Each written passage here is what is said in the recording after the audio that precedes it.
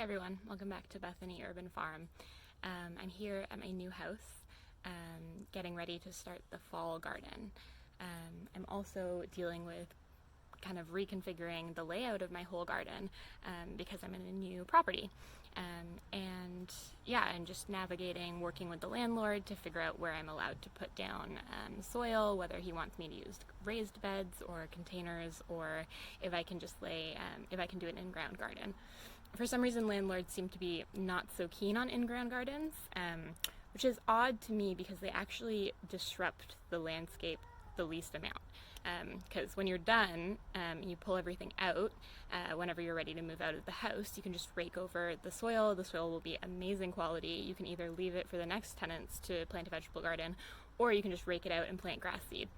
But I think people got a little bit scared of in-ground gardens, and they seem very disruptive, but especially no-dig gardens are very minimally disruptive to the landscape. So we're working on that. Right now I'm growing in my fabric grow bags just because they're so easy to move around.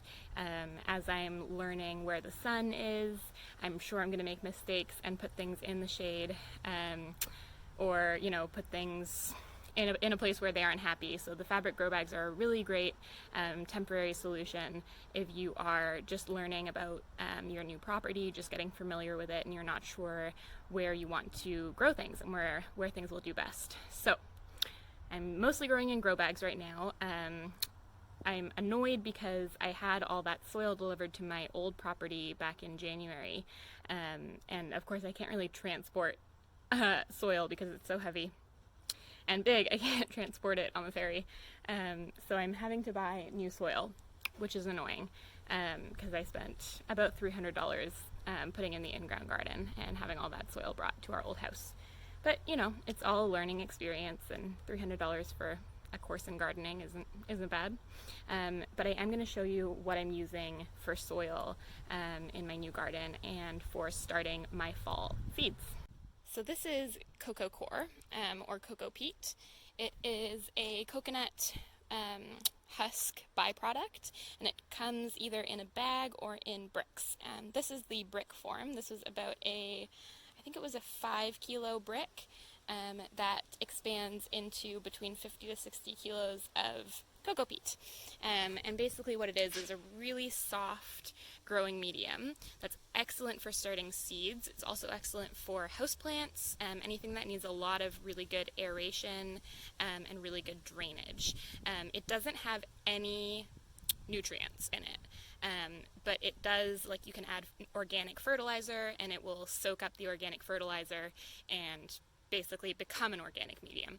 So you can either add liquid organic fertilizer, something like fish fertilizer, kelp fertilizer, or you can combine this with some compost. So that's what I'm going to do. I'm going to be mixing this Coco Coir with sea soil because that's my favorite kind of compost. And you would want to have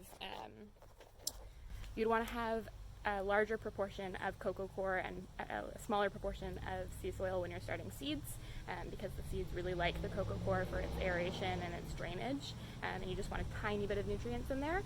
And then when you're planting up bigger containers for full-grown plants or starts, I would say you'd probably want 2/3 Coco Coir to 1/3 sea soil. So this is the brick of coco peat when it's compressed, and this is what it turns into. This is a 60-liter plastic tote. And this is the little guy. Here I have my fabric grow bags all lined up and ready to go. I'm going to actually be planting some seeds directly into my grow bags and some seeds into my little nursery pots. These are 10-gallon grow bags. I would recommend 10-gallon to 15-gallon for most vegetables.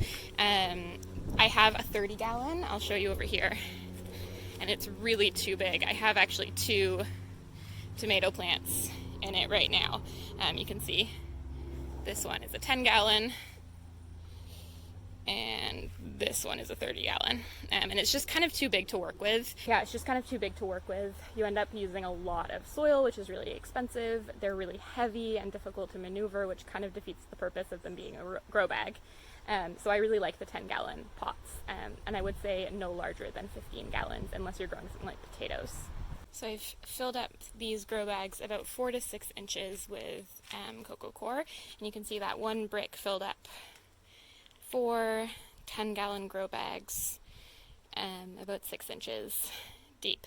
The packet says it's supposed to expand to be 50 to 60 liters, but I think it's more like 40 liters, maybe even a little bit less. And that one is still empty. So it's about 4 to 6 inches full of Coco Coir, and I'm going to top it off with about a third, actually probably a little bit less than a third, of sea soil. So probably another 2 inches of sea soil on top. I'll show you when it's done. Here they are with 2 inches of sea soil on top. And then I'm just going to mix it up so you see the light brown Coco Coir mixing up, incorporating with the sea soil to retain that nice aeration, but also provide some nutrients to the baby plants.